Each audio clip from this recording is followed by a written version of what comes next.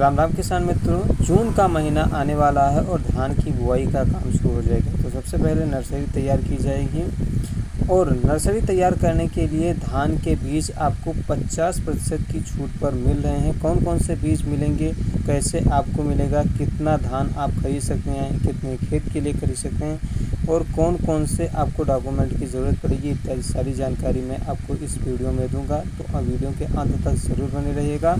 और सबसे पहले तो हमारी एक रिक्वेस्ट है कि इस समय अगर मौसम का तापमान देखा जाए तो 50, 51, 52 डिग्री तक जा रहा है। तो ऐसे में मैं सलाह दूंगा कि अभी आप 5-10 दिन या आपके क्षेत्र के अनुसार आप रुक करके फिर नर्सरी तैयार करने का काम कीजिए, क्योंकि अगर नर्सरी तैयार करते वक्त जो अंकुरण है धान की वो ख़राब होने की संभावनाएं सबसे ज़्यादा होंगी। तो इससे आपका नुकसान ना लगे, इसलिए आप अपने क्षेत्र के मौसम को देख करके तभी आप नर्सरी तैयार करने का काम करें। वो संभव हो सके तो 10 जून के बाद ही करें तो ज़्यादा बेहतर होगा। अगर आपका मौसम साथ दे रहा है तो आप जल्द भी कर सकते हैं। तो चलिए अब हम शुरू करते हैं कि कौन कौन सी धान की वैरायटियाँ हमें मिलेंगी। वैसे ये सूचना जो है वो उत्तर प्रदेश किसान के लिए है। तो उत्तर प्रदेश के जितने भी किसान हैं वो इन योजना का लाभ ले सकते हैं।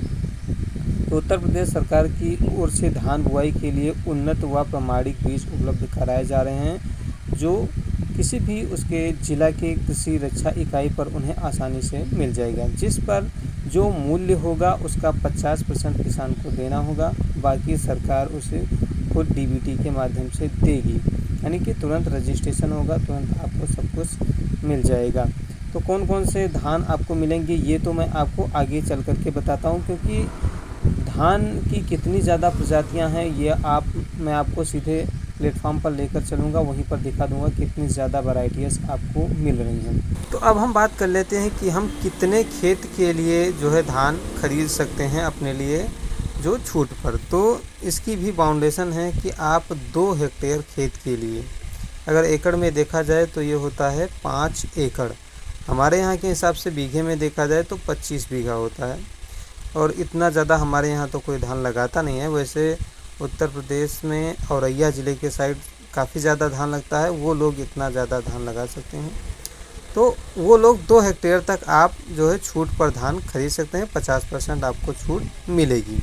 अब हम बात कर लेते हैं कि कौन कौन से हमें जो डॉक्यूमेंट्स हैं उनकी ज़रूरत पड़ेगी। तो सबसे पहला है आधार कार्ड, उसके बाद निवास प्रमाण पत्र, आय प्रमाण पत्र, बैंक अकाउंट जो है, और ration card, passport size photo और आधार कार्ड से लिंक मोबाइल नंबर।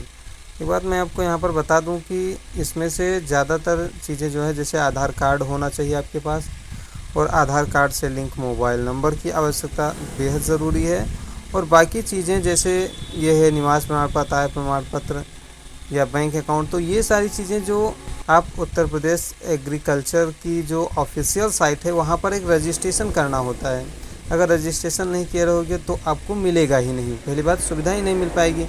तो रजिस्ट्रेशन किए रहोगे तो ये सारे प्रमाण पत्र उसमें पड़े होंगे। वहाँ पर खतौनी भी लगती है कि आपको कितने क्षेत्र में खेती कर रहे हो, उसी के हिसाब से आपको अनुदान मिलेगा। अगर खेत कम लगाओगे तो आपको अनुदान भी कम खेत का ही मिलेगा।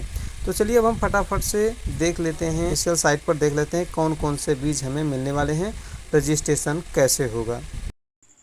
सबसे पहले हम गूगल क्रोम पर आ गए हैं और यहाँ पर हम सर्च बार में टाइप करते हैं agriculture.up.gov.in और इसे हम सर्च कर लेते हैं। सर्च करते हैं तो हमारे पास ये एक जो है डिस्प्ले खुल कर के आया है। इसमें आप देख सकते हैं सारी चीज़ें जो है वो यहाँ पर पूरी तरीके से लगी हुई हैं और किसानों के लिए भी है और ऑफिशियल्स के लिए भी है। यहाँ पर जो एक सर्कल में ये नीचे एफपीओ के नीचे लाल, पीला, हरा, नीला बदल रहा है, किसान पंजीकरण, संशोधन, आधार सत्यापन, ये यहाँ पर ही आपको जाना है। तो आप पर जाएंगे तो नया पंजीकरण करना है। अगर आपने इससे पहले पंजीकरण नहीं किया तो नया पंजीकरण कर सकते हैं, और पहले करवा रखा है तो किसान पंजीकरण संशोधन करेंगे, और आधार में किसी प्रकार का संशोधन करवाया है तो यहाँ पर सत्यापन भी करवा सकते हैं, नहीं लगाया तो यहाँ पर लगा सकते हैं। तो अगर आपका नया पंजीकरण कराना है तो आप नए पंजीकरण की तरफ बढ़ेंगे,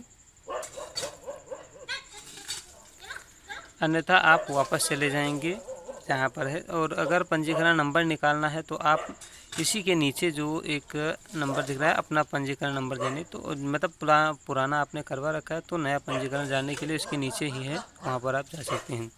अब चलते हैं कि कहाँ से हमें जो है धान की वैरायटीज़ मिलेगी। तो जनहित गारंटी जो है उस पर आपको क्लिक करना है और यहाँ से जो सबसे नीचे लिखा है बीज तथा